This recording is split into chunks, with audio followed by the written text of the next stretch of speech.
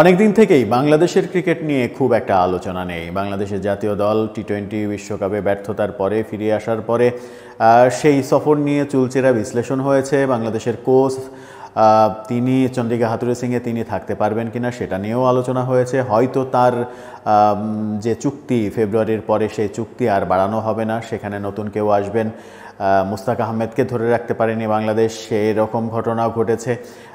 কিন্তু খুব একটা যে আলোচনার মধ্যে বাংলাদেশের ক্রিকেট রয়েছে তা কিন্তু নেই। সম্প্রতি এসপি দল যে অস্ট্রেলিয়াতে পাঠানো হচ্ছে এসপি দলকে বিশেষ অভিযানে বিশেষ প্রশিক্ষণের জন্য, সেই এসপি দল বাংলা টাইগার্সের সঙ্গে খেলেছে। সেখানে একটু আলোর রেখা দেখা গেছে, যেটা নিয়ে গণমাধ্যমে একটু আধটু খবর হতে দেখেছি আমরা।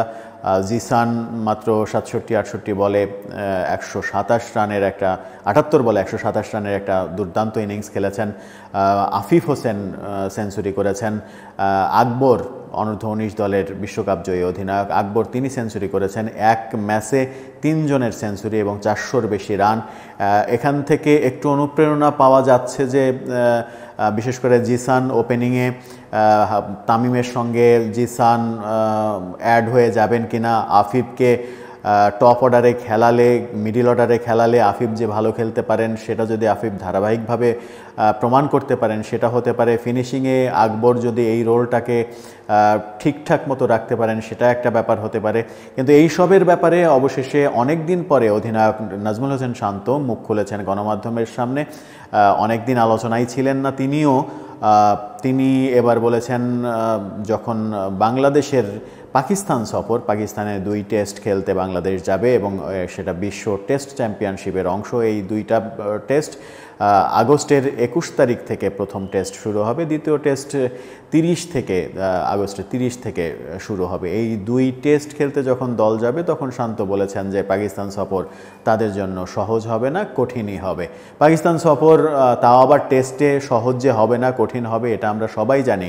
কিন্তু একটা জিনিস আমরা জানি না, টেস্টে শেষ পর্যন্ত অধিনায়ক শান্তই থাকবেন। শান্তই থাকার কথা, কারণ 3 ফরম্যাটেই আনুষ্ঠানিকভাবে তিনি অধিনায়ক।